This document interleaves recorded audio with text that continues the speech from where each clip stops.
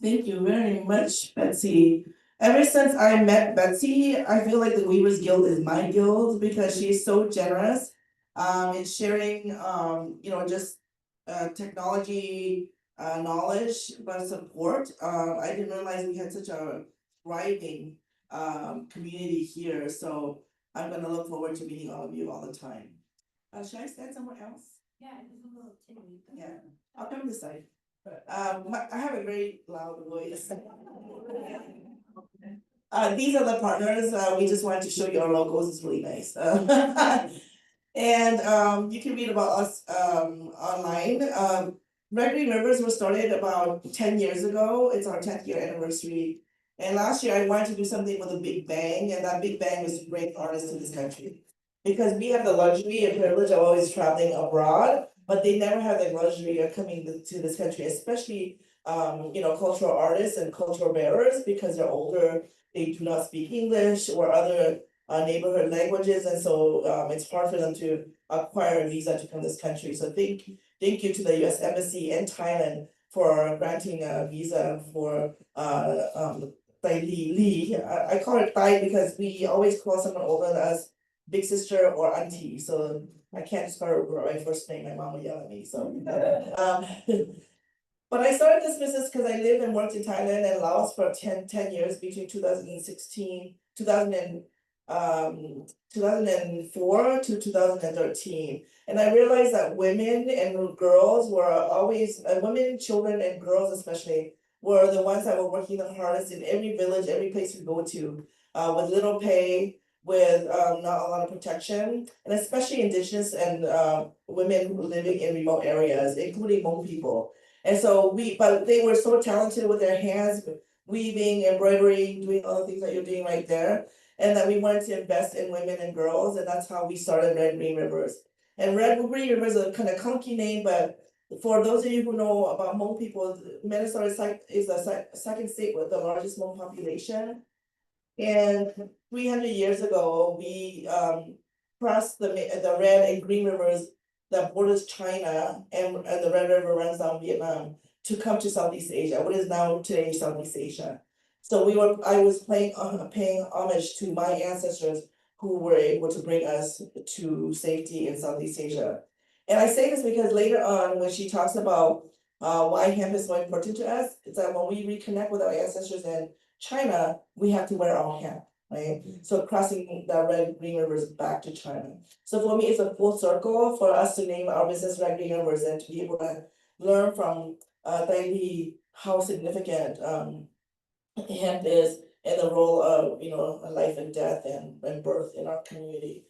And so if you go to our website, you'll see a video that talks about us. And these are just our value. We believe that it's not enough to just buy something beautiful, you have to know who make it, right? And so in our website, we have photos and bios of every maker that has co-produced with us or produced something for us to bring to the US. Next, please. And then I think most important, to create economic opportunities and preserve cultural knowledge. It's not for me to make a can. That's not something that's cultural for me. Someone else can create a can. But how do you use embroidery, hemp to make something that you and I would wear easily and not be cultural appropriating it, but appreciating it, right? And using the indigenous skills to do it. So it's always really building and based on the indigenous skills that they have, right?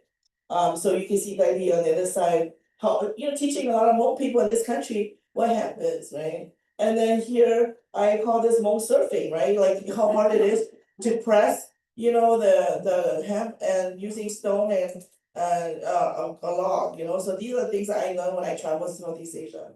Next, please. I'm learning to be an entrepreneur, and social media influencer. So I had to put this up because I did a presentation for a US bank and they wanted all this information. But I think it's important because I spent most of my life in nonprofit doing advocacy work for social justice issues. But now that I'm a social entrepreneur, the idea is how do you make a social impact, right? Not just profit, but social impact. So we have a lot of things that we do. We created a line of hemp with fashion with hemp. that are made by these women. And then we did an exhibit at the John Michael Kohler Art Center in Sheboygan. I didn't know how prestigious they were. They're very prestigious. And then I've done exhibits at different schools as well too. So I hope that you'll follow us. Next, please. Oh yes, and please shop with us. Okay, next, please. I wanted to say that when we introduced Thai Lee, we always say she's from Thailand, she's from the province of Thak. Nobody knows where Thak is, they only know where Bangkok is or Chiang Mai. So I decided to put this map together. Thak is a province that's west of Thailand, bordering Myanmar or Burma. Okay, there's a lot of refugees on that border right now, Korean refugees. That's how this, is also very important that she comes to Minnesota. This other map is all the dots where I have visited artisans in Southeast Asia, from Thailand, Laos to Vietnam, all the way to the border of China, where you see the dot that's up high up there. That's Ha Giang or Ha Giang. That's a Vietnamese province where there's a lot of Hmong indigenous people, and they still make hemp. And that piece over there is made by them, the white one on the left. And you can touch it, it's really soft and beautiful because they still wear it, so they make it really soft. So I wanted to show you just where that is and how far she flew to come here. But how far, I had to take a bus 8 hours just to get to her because there's no airport. So come with me next time, we'll be here. Anyway, so I think that's it for me. I wanted to invite next slide. I want to make sure I'm done. So I want to welcome Mai. Mai has been such a wonderful sister for me and partner organization because her expertise is preserving, all the things that I'm talking about. I'm here because I just love it so much. And now that I'm an elder, I feel like I need to create some wisdom so I can transfer it to my community. But I'm not creating, I'm just helping my elders transfer this knowledge back to the community. So thank you very much for coming here. Thank you so much, thank you so much, Betsy, for partnering with us, and really thanks on this, like, bringing me along. She's the leader, with this vision, and it's just so wonderful that we're able to kind of put this together because, having a Hmong loom here in Minnesota has been a dream of mine for so long, because before 2023, I had never seen one in real life before. And I don't know if many Minnesotans and many Hmong have seen one in real life before, and now we have 6.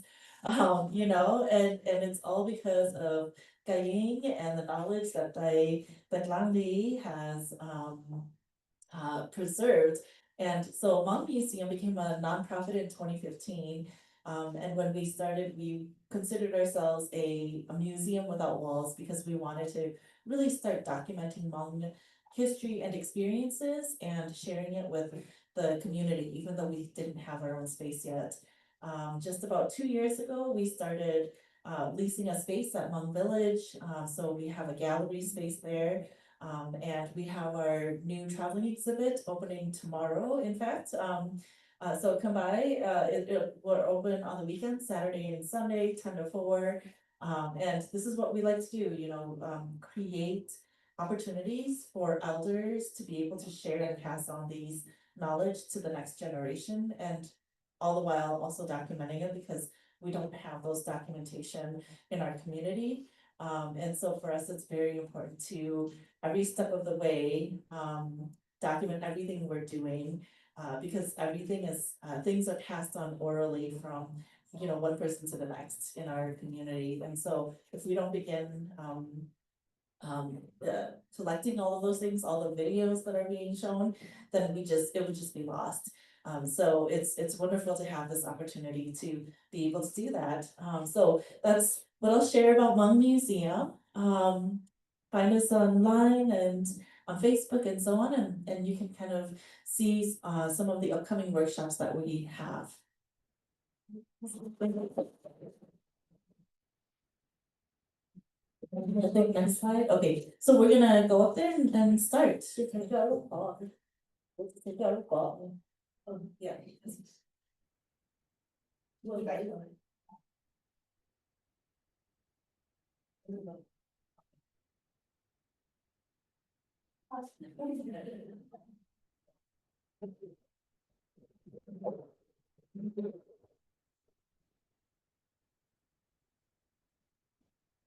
咱要对谁看最好？我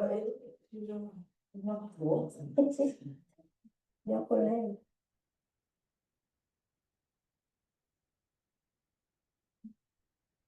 So, welcome. Cho tại cái tuần chuẩn bị nó cái tập hàng cái chỗ kiến cử chuẩn bị không hay ạ.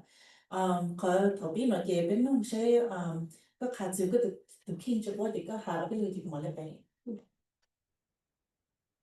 我哋喺度攞要用朋友说话了。 She said, hello everyone, friends.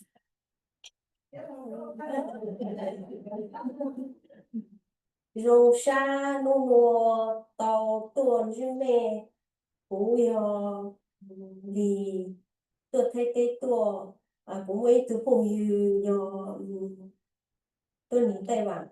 để bố hùng của ngô lý bố hùng này nữa bố hùng này nữa là lại. Okay. So her name is Lee, and she's from Thailand, and she says thank you for having her here. But she also has a friend who's not Hmong who calls her Lee. So if you listen to her name, her Hmong name is pronounced Lee, and her friend calls her Lee. So there's a tone difference. So she said you can call her whatever you'd like. Vấn đề là nó cũng có bắt cho ta cũng nhớ tôi thì thấy tê tôi cũng tôi khen nhớ thì thấy tê rồi ở đó có chuyện cũng nhớ thì thấy tê cũng mỗi lúc cộng hậu để ở đâu mang cầu sư bé cổ cứ ở đâu mang mua cầu bao lì cũng từ tay lâu để mình ở từ thấy cho sự từ bắt thằng cổ bé số bọn cổ tê ô lúc cổ hậu ở nơi cũ tê cũ giờ ít từ chỉ bao ta hàng lưu lên chẳng của hàng lưu thấy thì bé để hàng lưu mông tê cũ giờ từ hàng ta khởi nhà đó là tuổi bao nhà nhau cho cũng cổ hậu đó là nhiều ô tô ít chỗ đâu ít chỗ cho tờ xuất xa để từ cũ giờ từ giờ mua thua trong tờ cho cũng tê lúa tô lúa cũ tê lúa tô nên tùy nhà làm tùy tế tôi hiểu. So in Thailand, they have created a co-op of women who make hemp. Her older sister is the president of that co-op, and for her role, she is like the treasurer and marketing person, and so she takes care of the funds, and then she also helps to share and market the materials that they create with the community, so that the community can like learn a little bit more about the work that they do and purchase the materials as well. And there's 14 of them as part of the co-op. Vấn đề là nó cũng có ở chỗ tại cái yên mua tại cái yên cũng sẽ lấy tuột chung ở nơi nó ha ở chỗ cho máy u lê chẳng bé xì đó ở chỗ cho bố bé lên ở nơi nó giờ bé từ sáng của cũng to giờ tại cái yên nó học phải nó cũng to nó để to bắt chung bé mong lấy cái cử cái ôn đau ôn đủ thầu ôn bụi cô chế cho bé ít sinh đồ cho họ nhìn nó để mua bao nhiêu sinh hiệu rồi số họ mình hiệu luôn rồi lúc họ phá cũng tôi nói rồi tôi bắt chú bé mong lấy cái ôn đau ôn đủ. So she wanted to thank Gayeng, Betsy, and myself for bringing her here. And this has been something that she and Gayeng has been talking about for many years. And this is the vision or the goal of bringing her here is really to share what hemp is and how important it is to the Hmong community. Because it's very important to our community in many different ways. So she wanted to thank everyone for bringing her here, and the vision is really to share this knowledge with as many people as possible. Nó bây giờ lúc bắt cho ta mang chỉnh chỉnh để chàng cho bé hãy nhìn mông mang vô thầu u để sâu cho mang dù bê也说举嘞路都得安罗路得举到贝路nhau để bé chỉ một khóc rồi ná để sau hai lần mua nông mang cho bé cho lũ trò cho lũ ôn tao cho lũ ôn số em muốn đủ ôn tao cho lũ sợi khóc rồi lên lũ cho bé ná. So oral history has it that when people began living on this earth, on this land, there was a god, and in our language we call him Yoshao. So it's not a direct translation to the religions that you all might be familiar with, but this is translated as like a god or a being. And when people came to this land, they did not have any clothing. They came here naked, and so this being, this god, gave them seeds to make hemp or to grow hemp in order to make clothing. Wow. Thì bé phụ bây giờ thầu thì phụ một khóc rồi nào thì bé phụ bây giờ đủ tao ít xong thì anh đủ một tao ít chọn tao mang sợi khóc rồi ít tuần là chế thì anh đủ một tao ít chọn tao một sợi khóc rồi dùng rằng là tu sẽ một ít tu là sự ở tu mình nhiều tu phải giờ thì ở cái lại ít chút rồi nào cho mình ở rằng cho thầu thầu bị tụi bé chọn họ tao chút khóc rồi nào cho mình dạy tao không chắc. So the knowledge from the grandparents says that you need to grow this hemp and to make enough clothing for your children to wear, one per year, because that's how long it sometimes will take. And that way your family will have clothing to wear. Yeah, did I miss anything? Để mang để chỉ kiến cho bé cho ta để quyền cô lù để yêu ít từ mình nhỏ lo bé tăng kỳ để mua ít cái cá lù lì để mua số mang khi tiền lên mua để thầu cái lọt lù mỏ khi tiền mua để mua hàng cho cô giờ lúc nọ ha để hàng cho cô giờ ha có bị tụi mình nhỏ để cô giờ ha bao để nhiều lệ nhiều mông bây giờ ha chọn cứ cho bọn mình luôn rồi. So when a child is born, after they're about 3 days old, they will have a ceremony to basically kind of like welcome the child, and they need hemp strings to tie onto the wrist of the child.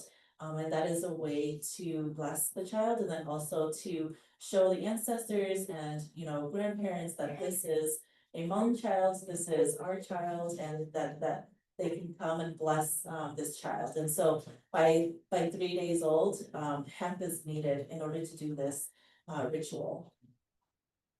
Để mà chỉ tiên cho bé cháu mông thầu bé tăng kỳ để sử khi để sử họ một dùng cho lú lâu của ít bộ nên ngồi xong rồi giữa chủ tàu nắng chú có trường đâu mang xong tao hồng đồng ý hậu của họ để xem cuộc đời nó là chuyển sâu nó là đâu mang họ cho ít lúc mới xảy lúc nan lúc xem cuộc đời họ ít người khâu mang ha để chỉ mua chọn đồ cho mua ít người ha để xem cuộc đời để cho bé sinh của mình đâu mang thì mong để hai lên mong chùa phụ chùa giờ để phụ giờ cô hai lên lên giờ dùng chỉ năng chú có phải mang nó một cái dùng thầu bị dùng ít bộ xong dùng mong để mong chú số để số hai đại dùng số lệ chứ nó để số một lệ là để chú có phải nào để dùng hai đại dùng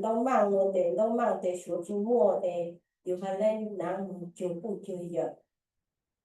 So hemp is very important to the Hmong community from when you're 3 days old to when you pass away.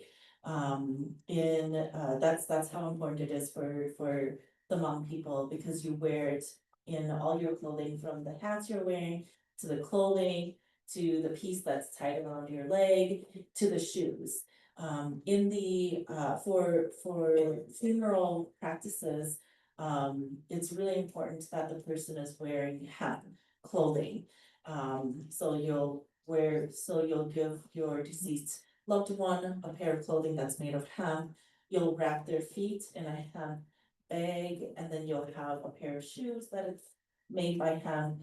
And then you will also use those cordage to create another pair of shoe that goes over. So there's 3 layers on this person, and that's very important to the Hmong community, because in the afterlife, you're basically your spirit is walking back to meet the ancestors, right? And so they're gonna need all of these things to protect them in the afterlife.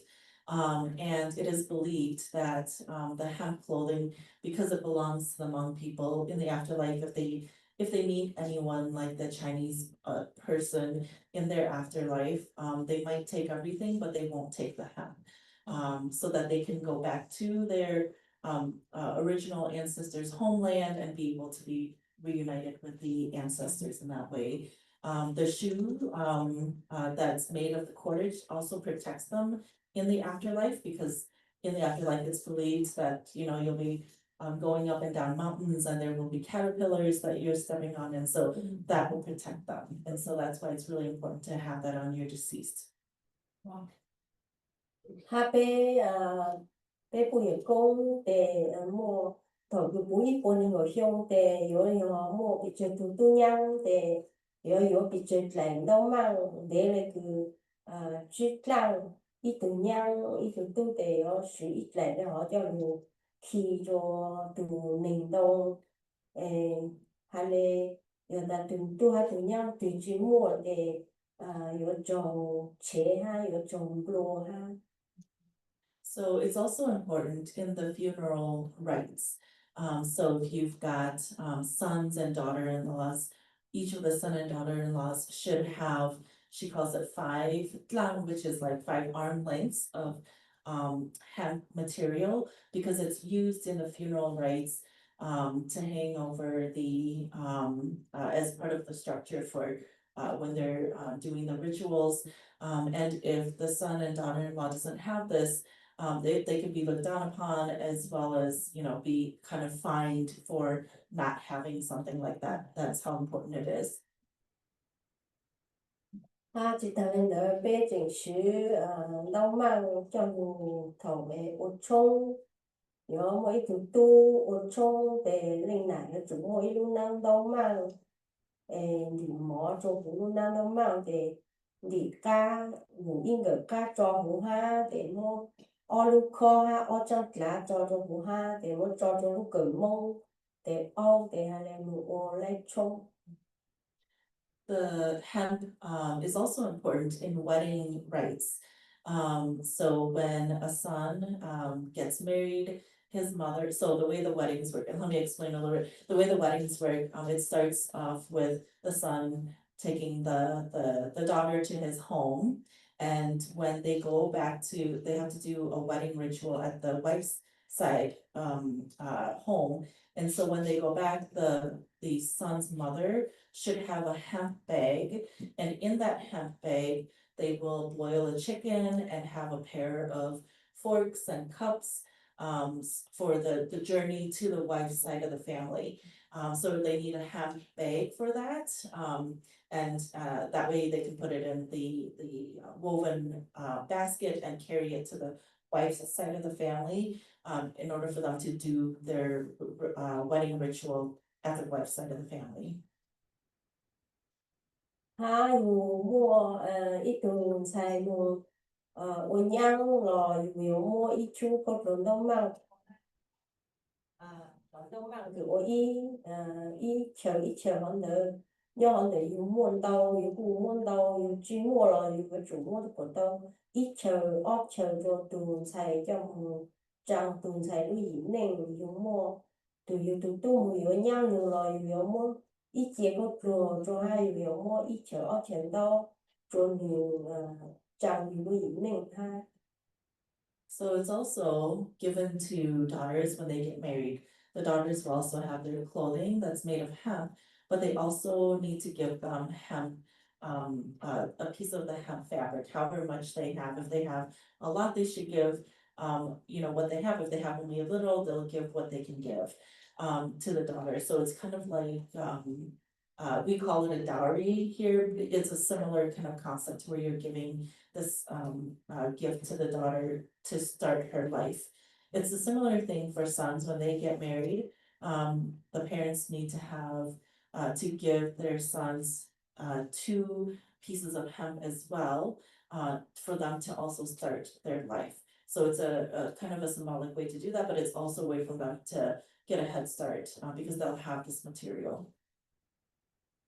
Hiện ta bên nhau cho tỷ u để ở bên trong nó để cho cứ u lên từ bên là u mua chờ nữa ha để cho cứ bố chỉ mua lên nó để bố yêu chung nó để bố chỉตัวcái của lên bên năng họ cho tỷ mỏ ấy lên về bố chung để chỉ chính cần lên cho bên trong. Yeah, so this is still really relevant to the Hmong rituals, right? Like when we talked about the funeral, but also at the wedding rituals.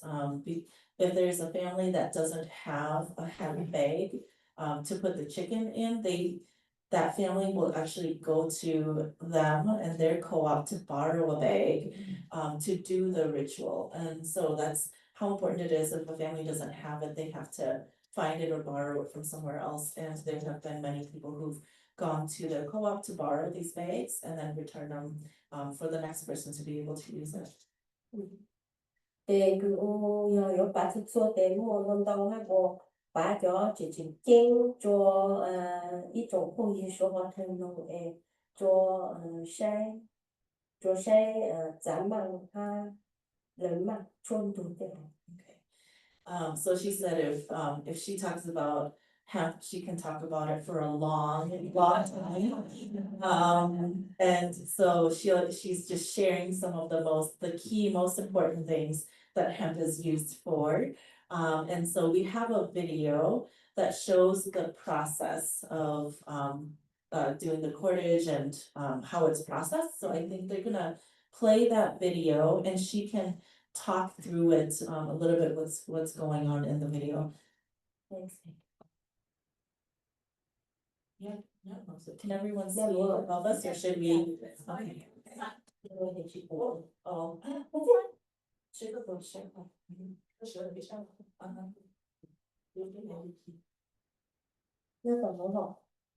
Actually, I think we'll step down and then I can kind of talk. Họ để nói有bên lúc cổ hậu有bên当个咱们做họ để bên mua cầu chua lại. So they have about 19 acres here, and here they are stripping the hemp. So they're stripping the leaves off the hemp, and this is a couple of people from their co-op. Đã lên lên nó để nó cho lùm lông có trên của ta để mua luôn dịch lên để mua Yes. cho ra sản tụ. Yeah, so they're stripping it here. They take the top off of it as well. They strip it here, and then once they have all the pieces, then they will dry it. You can see one of them is not wearing gloves, and the other one is like when she described it to us, like it just rips the gloves. And so they've got very So after they dry it, it'll be dried like this, and this woman is now kind of stripping it into strips.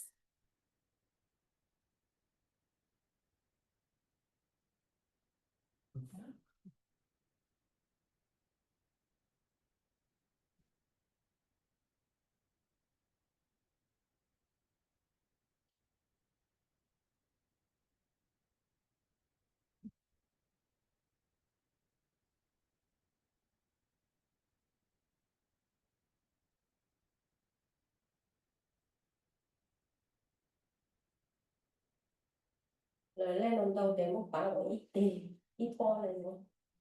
So once they have a bundle, they'll like kind of bundle it up together like that.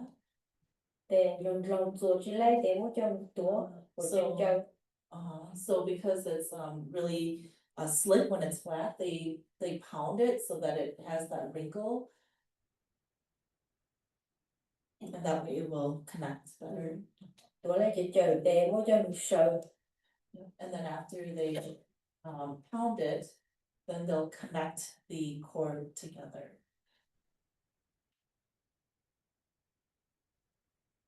Mua từ lo mua đông bỏ lên cho rồi đúng không? Tổ của tôi chung còn chứ. Yeah, so however many they have, they want it all to be connected into one really long piece.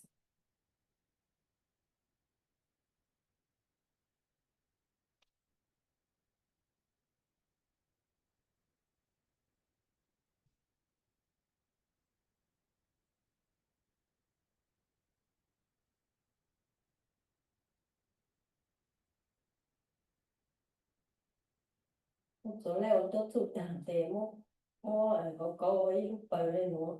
Yeah, so after they've got a really long piece, then they wind it into a bundle. Để mua cho mình đúc thề trong thề đây trong bộ để mua chua. So they'll put it in water to just kind of get it to make it strong, and then they spin it.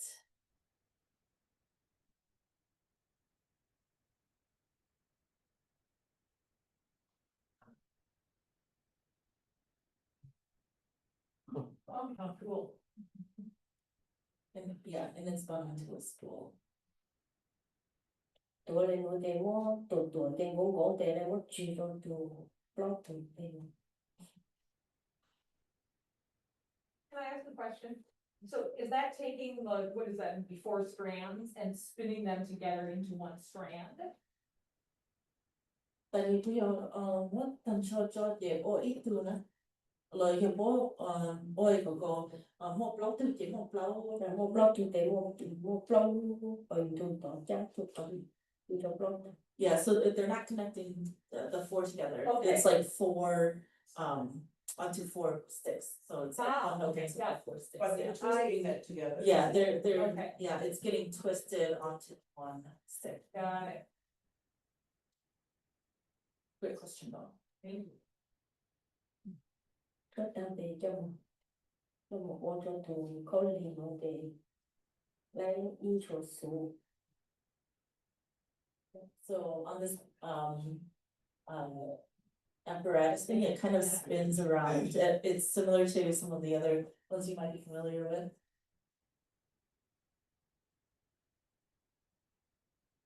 And this helps to dry it. It's a big, It's a giant. yeah, it's a big. Yeah. So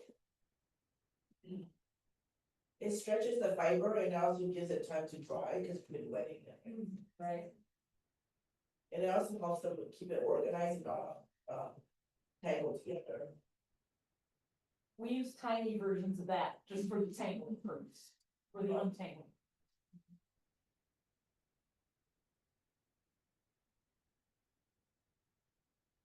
This footage was taken in Vietnam, where I told you. So from Thailand to Vietnam, Để it's the mua same cho process. bà ta chút chua họ cho một chỉ thôi nữa.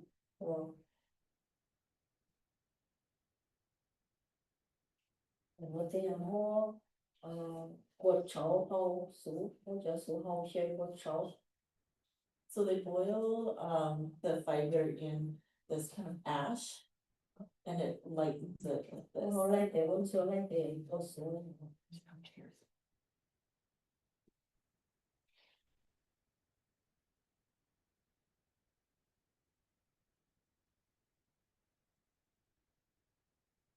I think there's also some kind of chemical thing happening with the ash. I'm not a scientist, so I can't tell you what that is, but it does something with the fibers as well.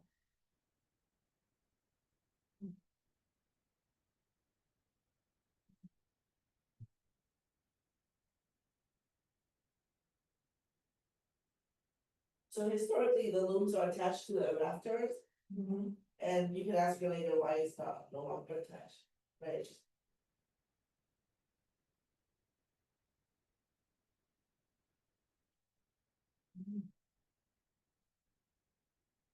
This is the most surfing I was talking about.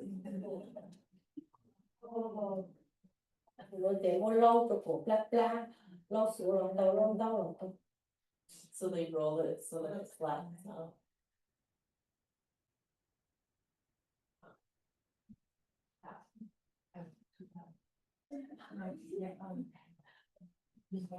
So that's the process.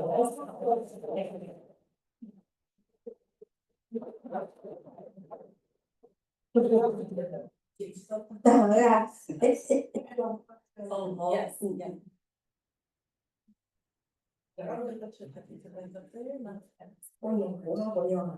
So I think we've got time for questions.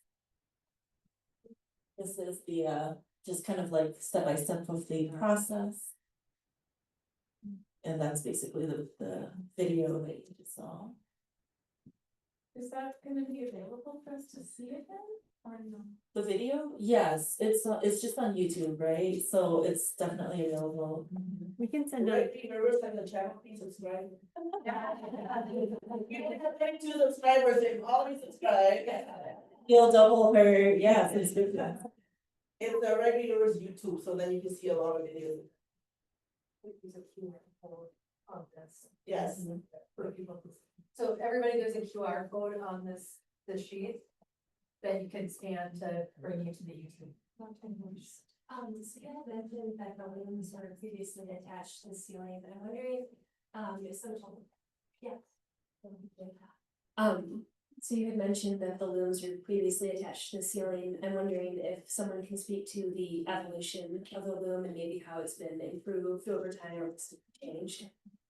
So nếu nông là cái này ở bên ở bên ôn đừng này nên mỗi khi cho là mấy kiểu pan trang là họ này ở nếu nông sẽ bảo tao lấy tiền sẽ bên lấy tiền sẽ lấy bảo lấy tiền sẽ lấy bắt tao cũng ý nhỏ dùng cho họ bên ôn à con thuộc làm tu rồi đừng đừng họ ở đừng đừng thuộc để bé cô gì là cô để mỗi khi cho sau khi quan trọng của họ bé là vào họ tài khi chuộng nó vụ bé một đủ trong rằng những lúc rằng vàng họ rằng những lúc chế để bé cho bé đủ một số để có lúc chế rồi lên một để trả chỉ lấy quan trọng là chỉ lấy thủ gạo khi để你叫都你叫都我好厉害的，还来农场都做建筑的用以上的。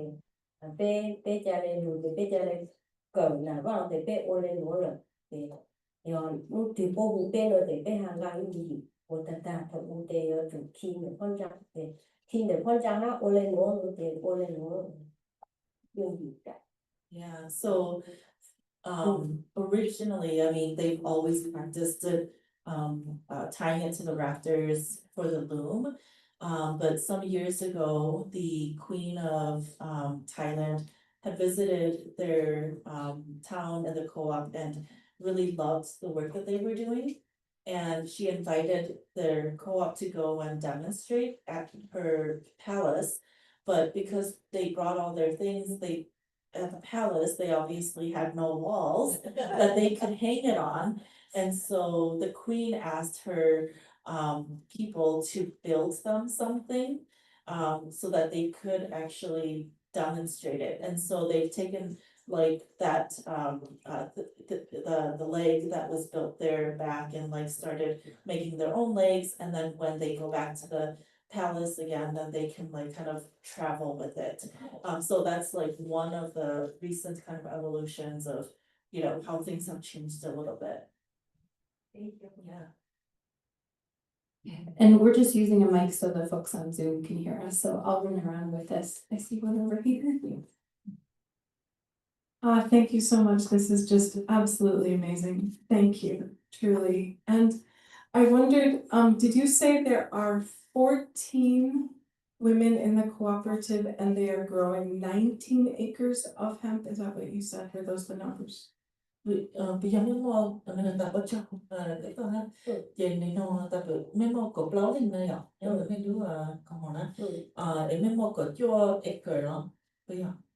个就赖是个没到产，没到产。我被梦到差，我们都成那么像我被叫回来。 Okay, so this year they have 200. Yeah. One rye is, one rye is 2 acres, about 2 acres, so that's 400 acres. Right?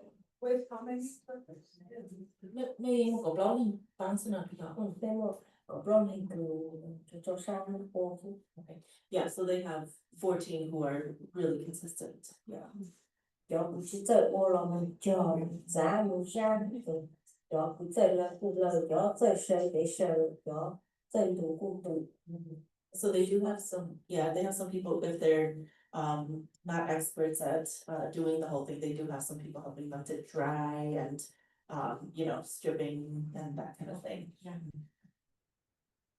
I have a question in the back. Thank you.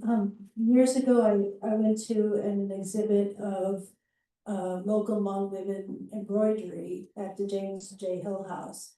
And the ladies there talked about, it was frustrating for them that they had to work with cotton and that they weren't able to grow hemp here in Minnesota because of laws regarding hemp as cannabis or which isn't, but has there been any progress here in Minnesota for Hmong farmers to grow hemp here? I don't actually know that, but I don't think so. Because that is, I mean, so recent that they're kind of, you know, the laws have kind of changed, and so we don't know of anyone who is. We don't know of anyone who is actively growing hemp to use. I think the issue is that in the United States, we're interested in industrial, hemp. But Hmong hemp is not industrial hemp, right, so it's not treated the same way.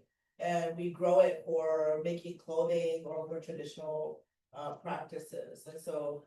I think that's been kind of the hard part, but one of the reasons why I'm so interested in bringing Taipei and others into the US is because most people don't understand what hemp is anymore. We've been away from hemp for too long. Our elders understand about how to use it when a person passes away, but that's it, right? And so usually they'll buy a roll, and sometimes not even 100% hemp, but as long as there's some hemp in there, then they give it to the deceased to take it back to the afterlife, right? And so it is a disappearing art, despite the fact that they're growing a lot. In Thailand, there's a lot of regulations now too about hemp because they're worried that people might be growing other things inside the hemp. And she says that they fly drones to their farm to check and see if it's really hemp. You know, so I know we're recording this, but these are some of the political, I think, challenges going forward. And that's why we need to understand that hemp is very different from marijuana and other things, right? We have to educate our communities, our policymakers in the United States, but also abroad. And so while more people continue to grow hemp, it's getting harder and harder because of misunderstanding of it. And then I think more are getting stigmatized for hemp growing as in marijuana growing in Southeast Asia. So it's very problematic. It will be very problematic, but that's why our organization exists. That's why you all exist, right? Would it grow here in Minnesota? Is our climate even suited? Well, we're hoping that the professor's here. And we were joking that she wanted to bring a handful of seeds, but I said, no, custom for her. And they know who I am, so I'm not gonna be here to host you. We haven't yet, but with your help, maybe we can. Would the professor like to speak? Hi, I'm Tom Michaels. I'm a professor in the horticultural science department at the University of Minnesota. And believe it or not, I'm a hemp breeder. So we're developing new varieties of hemp for production in Minnesota. Yes, it grows very well in Minnesota. Hemp has been grown particularly for fiber in Minnesota since settlement. And you can find historical records of settlers bringing it here, of Fort Snelling, the way it's been growing wild in the valleys, and even I live in Stillwater, and there are historical reports at the penitentiary there, the old penitentiary, that's now a condo, but nevertheless, of having what's called a rope walk, which is where you take the long fibers and make it into rope. So there's a very long and rich history of production here. And if you ever travel around rural Minnesota or other states in the upper Midwest, you can find feral or naturalized hemp growing. And those are remnants of those old crops that were grown up until about 1943, which was the last really big crop here for the World War II war effort. So in any case, since 2016, just to bring it a little bit closer, the US Farm Bill allowed having experimental plots of industrial hemp, which is actually defined as less than 0.3% THC, and THC is the psychoactive ingredient. So that's really the difference, it's just that low. And so since that time, growers can produce hemp under a state license. So this is getting to the, can you grow it here? You absolutely could, but you need to have a license in order to do it, which is obtained through the state. And the license also involves having to do a compliance sample at the end to make sure that you have below those levels of THC. It absolutely can be done. Some of the nitty gritty of it is the license costs about $400. But it's not depending on how many acres you have. If you just have one variety that's grown on I'm probably going to go too far here, but on say 10 acres or 100 acres for whatever it is, and if it's one variety, then it's one sample. So it can be about $500 for that. So in any case, there's very little growing right now. Maybe under 500 acres being grown, but we look forward to it being a much more important crop, partly for the fiber and partly for the grain. And like our guest today, I could go on talking about that.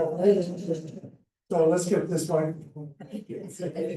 Yeah, and let's all, Yeah, hopefully we can all walk away from here tonight, being advocates for Hmong Hemp, getting a very strong foothold. Because we know what can happen when, I'm sorry, we know what can happen, you know, when folks don't get that initial foothold. When an industry is at the beginning. So if you take away one thing among many things tonight, let's all be advocates for Hmong Hemp here in Minnesota, because it is an incredible variety for fiber life. So as you've all seen. So next question, Natalie or Calvin, I don't know.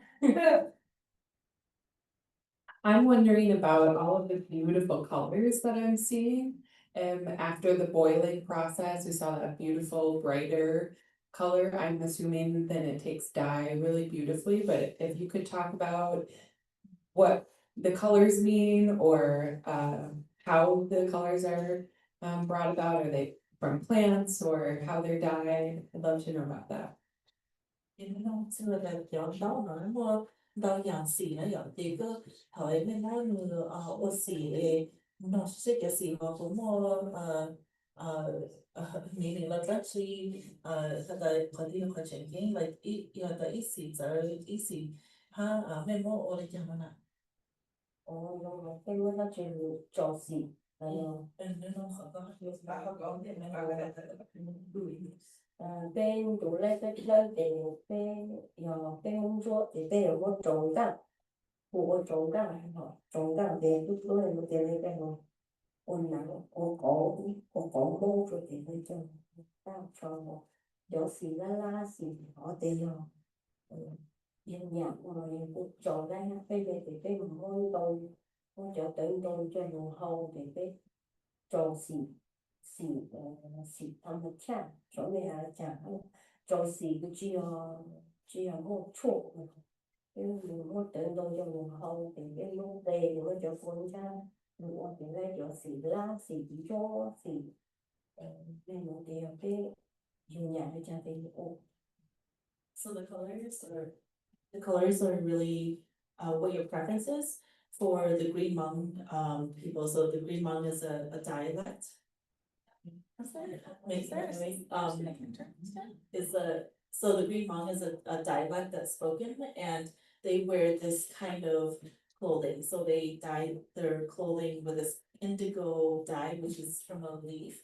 If someone preferred to have a different color, for example, the reddish color, it comes from, barks, and so they boil the barks, and then the color comes from that, and then they dye it that color, so the colors are really just a preference.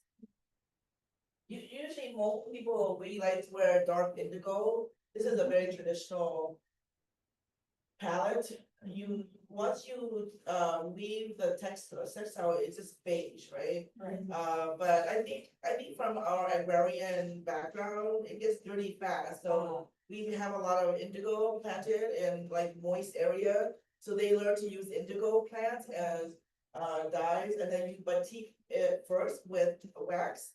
That's why you get the beautiful design, and then you dye in indigo, which is, a cold dye, right? And then you boil the wax off, and that's why you see the design. And so in China, in Vietnam and in Thailand, her outfit is all made out of indigo dye. But now young people, they are also learning, they like bright colors, right? So the bright color ones are made by a young Hmong woman in Samua, which is a northern province of Laos. And they know how to find roots. Traditionally, our ancestors know all these roots that make colors, seeds from trees, barks, even onion, right? Onion, wrap, mango, leaves from mango trees, from peach trees. All these things make really beautiful natural dyes, and they've been able to learn this.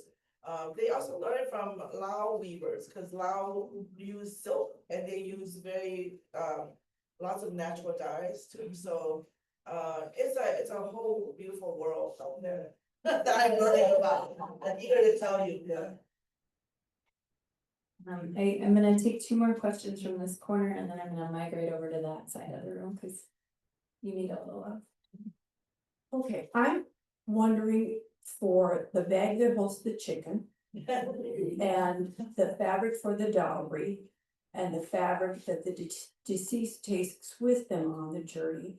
Is it this natural color, or is it something dyed with a pattern, or is that up to the individual, or what's involved?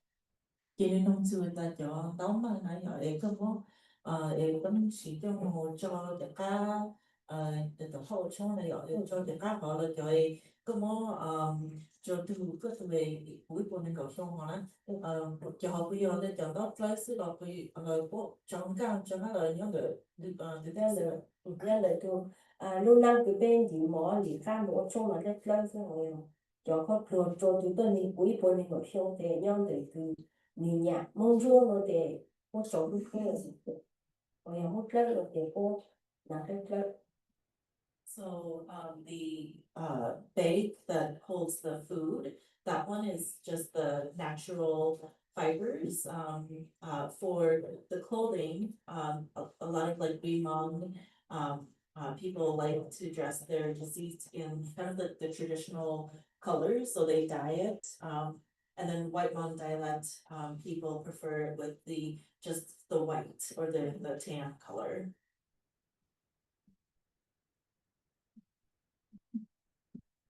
Talking about the bags again, traditionally, does each village have their own cooperative? You have 14 people in your cooperative, but the art is dying, so how was it historically? Nông sư là mấy ilu còn hộ lên là nói rồi cho nông sẽ bây giờ số lúc trong mỗi ilu còn hộ lên tới là giống mấy lịch sử thì thay để bên Hàn Quốc sư có luật để lo cho người có nhà nắng đó mang cho là lâu để bố cụ ôn để bố chế rồi hồi lúc cổ hậu rồi để nhà tôi sẽ nhiều cần đỡ lo tôi cởi hồ lụy tết chờ lên dịp hồ cho Đài Loan cho mình lên tết chờ nó cũng mua cho tôi nhiều lên cái cô tôi sẽ tôi cởi ha lên một cái tôi lúc cổ. So it's not every village that would have a co-op like theirs, right? Traditionally, if a family wanted it, then that family would have their own loom, and like usually she's described like a little bit like maybe a grandmother that would have it in their home and they would have it and they would make it themselves. Their co-op, they're the only one like that, in their village and probably in most of Thailand. I don't know if there is many others that are like that. But their co-op gets, people who want to come and learn, and so they get students that come, people from all over the world, like Japan, United States, Thailand, and so on, that go and watch them. And so it's kind of an interactive one where people can go and actually learn the process and see the whole process. Let me just add a little bit. Yeah. Historically, each household, you plant some in your garden so that you make clothing for your family.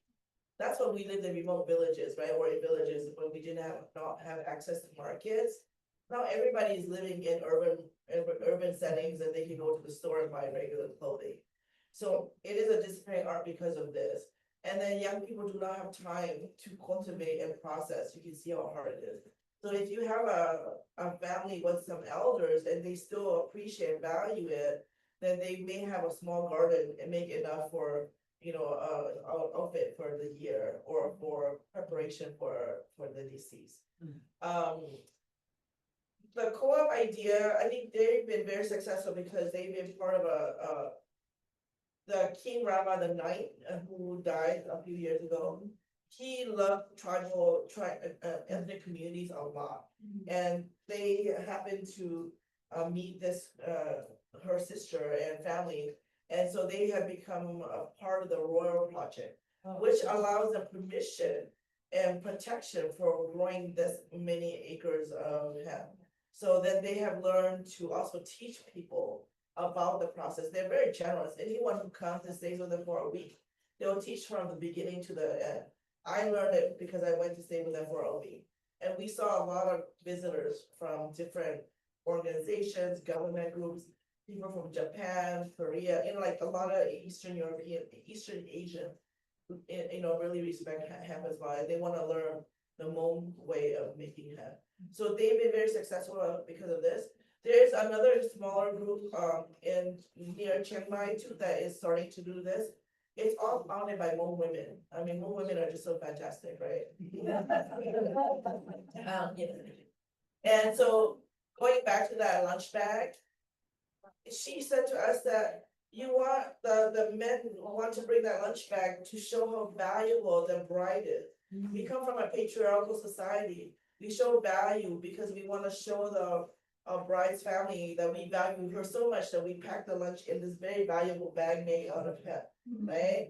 So it's the fiber is that valuable. It's a symbol of respect. And so she said that once the bride and groom gets to the bride's home, they will look in the basket to see how the lunch was packed. And if it's packed in the lunch in a hemp bag, then they are also very generous in providing a dowry to her and coming back to the husband's family.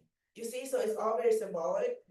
We did not live in a society that had a lot of money, so everything was, whether it's hemp or silver jewelry or silver bars. So these traditions, are still practiced now, but not having the authentic stuff, so. And we have a question over here on the left side of the room. Hi, Najong. I'm really curious about the processes I saw in the video. And just to add, I love the whole natural dye thing. But I saw that I think the yarn was put in ash. Is that to create lye to like whiten it? So I'm just really curious because you know how like it's white over there and it's like not white. So do you use like lye to like whiten it like in a natural way, or do you guys use like bleach on the hemp? Cái nông xưa cái thọ cái món nữa cho cho sưu họ họ này ở nó họ cho bù cho body khỏi thọ nó bây giờ mấy sự chảo sữa rồi mấy sự cái gì thì ở cũng tới cho tới cho con sai để lại to tới thôi lại tận nó nè thì nó nông sẽ bây giờ cho chảo họ rồi họ cho ít cho tới rồi被我们给搞我一下等于这种生意，然后 có tốt sự cho lấy cho họ cho số họ rồi một cho lấy cầu nhìn cho cầu nhìn cho nó cũng mua hậu bên chỗ hậu ý nhà bên chỗ hậu ý nhà là có một chỗ để nhà nó thích là nhà đó nó chỗ nhà đó rất chắc nó chỉ là to là mà bé ôn nó để xây tiền sẽ để tận để nhà rồi nhà rồi con. So she describes that it's with the process, they just use the ash, right? But because it's all hand made, hand dyed, there will be variety in the colors. So some of them, like even if she washes them all at the same time, one of them might be lighter than another one of them might be green. And so it just depends. It's because it's all hand done, so it's just variety. Just can I ask one thing? So, then what is the purpose of, the ash? Like, I'm just really curious about the process, like the chemical process there. So what does that do to the yarn? Nên non xưa là giờ trò đấy rồi. Có một báo là ở chỉ giờ trò hoặc sao lại ô tô cho sự học mà nói đó.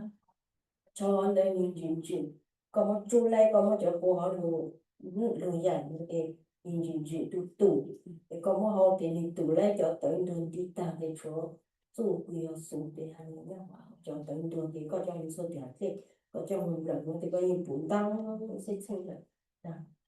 So it's she said that if you taste the liquid of with the ash, it's got like a kind of like some kind of a citrus like thing, and so I think that helps to break down the materials in the ash or in the thread, and then when they go and wash it in the river, you'll see some of those pieces kind of wash away.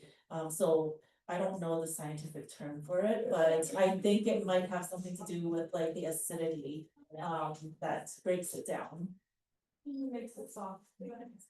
这是在你朋友看到在家乡里面，你家里个 bên bên họ lấy số lù rồi nó chỉ xịt thô bên mua đủ lấy rồi chỉ xịt thô lấy rồi bên mua bên mua đủ lấy thì bên mua số tàng thì bên trong thì ra程度ra in nu sang nó thì chỉ muốn dính sang nó ra in nu thì giờ còn một coi ra miếng thì rất là.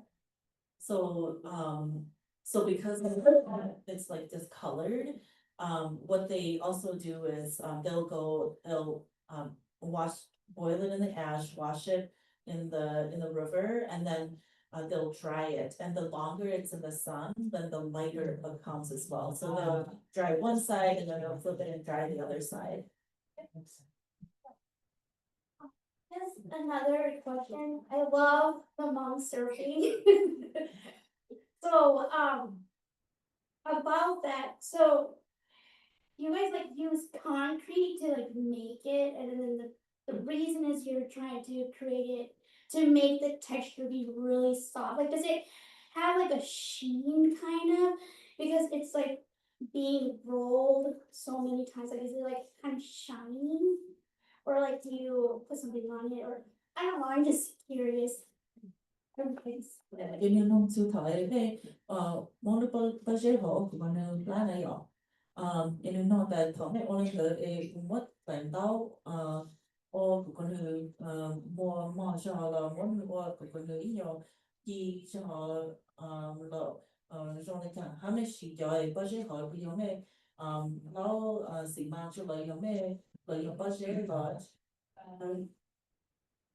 thầu bé lấy cái gì mà tuần đông thôi tỏ họ là hàng độ để ra cho nó hàng độ một bút tôi thì tốt nó nhẹ nhàng thì có một số hậu chắc thì có một trong rác của thì của chỉ nó thì có một số buồn có để mà để ra cho nó để lâu rồi bắt đầu nó lâu còn một gì bla để nó chẳng vấn đề thì nó lâu còn tạm cho thì nó lâu lấy để bla rồi nó để tao cho nó lâu để nó cho mình mùa ha mình chi ha.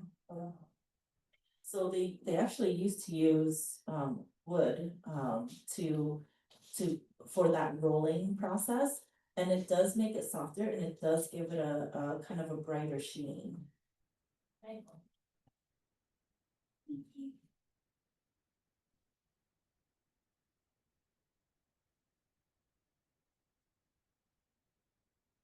Could you speak a little bit about the clothing that you're wearing now? And what's another predominant material that besides hemp material, cotton, linen, what else is worn over in traditionally? And the outfit is lovely. Is there something significant about her outfit, especially the headdress? Could you talk a little bit about the headdress? Give nông sự có thể có theo cái nạn nó nếu nông người ta bây giờ tân cho giống mang là bữa sĩ lười dạng tao cho lưu ôi có thể phát lâu nó hắn nông sự người ta giờ phát lâu nó cũng mua ít kho lên có ít sự significant những bộ chỉ cái nó nên chỉ cái lấy thế mà hắn nông sự có cú chú có trường nội tiền nó mà tiền cho cú bằng đó là cú tiền cú thằng đó mà tiền cho cú tập vào nội tiền giờ này thầu cú biết bây giờ nội tiền số bao chạy một chọc bao này coi lên nội cho một cầu chứ rồi nhìn nội tiền bé chờ chỉ một bao cầu để bé chạy lên một đi luôn mỏ thì nó tốt chứ ít chút của chỉ riêng cứ não cũng để chồng ha não cũng nó để trâu rồi để lu mua tiền chỉ tổ để chủ động nè chỉ riêng cứ chủ bé ha rồi này nó bé cổ nó để bé mỏ thì để bé não nó mắc chứ bé chỉ não không bé chỉ não đau nó tệ giờ một tệ để bé làm não đau đau nó tệ ha não không thường mà chỉ não chọn tết rồi là bên nhá chị mà thì bên nhá chị hai bên một thì nó thì bên mà nó mặc thì người dân nó mặc là chọn chứ một ít coi là nó lý do cho số mà chỉ là cô cho một tí nó thụ cái bây giờ nó có nhiều ôn nó. So she made this whole outfit. So the skirt, the shirt, all the cross stitching. So you can, when you meet her, you'll see cross stitching. You see here the cross stitching on the skirt, all of that she made. And it's all hemp. The embroidery floss is no longer hemp, but it did used to be hemp. So she made this whole outfit. And they wear it for like the New Year's or for significant events, or if they're meeting someone important, they like to, represent themselves in a very nice way. And so this is her way of kind of, showing, just wearing really, nice clothing to kind of be respectful and, that kind of thing. And the hat is more representative of kind of the shape of what the headwear would have been. And it would have been made of hair. So they would have probably saved their hair and then put it all in a bundle and created this shape using hair. But now she's just kind of created that shape and made a hat that represents that. We'll take one last question, because we have to send our guest home so she can get some rest. She'll be back in the morning to lead the workshop, so we'll take one more question. My question was about the cooperative. So you obviously grow the hemp, and spin it and weave it. What beyond the weaving, does this cooperative, get to dyeing, sewing, etc.? Nếu tao thấy câu hỏi nó về giống mà nó dễ về của lì dặn ha. Nhìn nó để thấu để bé ô lão tên ha cô nhìn nó bé chịu bé mà còn tên tôi nhiều thì cô một tên cô thì họ bé cho cứ sợ mà nó thì bé mà còn nó cũng chịu để khi Chỉ biết ốm ăn ha, biết của sưu trong một mùa ha, rồi biết trong một bên đường đâu rồi một lúc chỗ tên nhiều đâu rồi còn đâu chỗ yếu số rồi cái sao số một chỗ yếu cho yếu đâu một sự cho rồi chỉ yếu cho bị xảy lấy rồi cái khu ôn cho một cái bên mùa tàn cho tôi vậy một số một đâu một số một gốc luôn ấy nhóm mặt cái bên một tàn. So before the cooperative, they used to, of course, farm for themselves, but now the co-op, it's all hemp. So they are doing the whole process of growing the hemp, that whole process that we saw in the video, and then of weaving the hemp materials. And then they also sell things that are products of this hemp materials, like the thread that people can purchase. They sell just the strips of the hemp material, and they also sell clothing. So if someone likes clothing in a certain way, they will sew it and sell that kind of material too.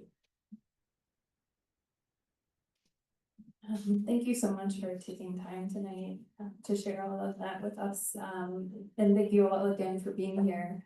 I just wanted to close by saying, number one, I'm sure many of you are hoping to get that link to the video, possibly a link to watch a recording of the talk so that you can make sure this information really lives inside of you. I'll send an email out with that information. Give me about a week or two. We have a really tiny staff, so it takes us a while to get things out. But I, just wanted to reiterate, the Weavers Guild is a very new supporter of the work that these women have been doing for many years, and in some cases a lifetime. And at the beginning of the talk, I mentioned that Tylee came here all the way from Thailand, but now we all know that not only did she travel here, and that took a lot of time, but it's been a lifetime of learning and mastering, cultivating her craft.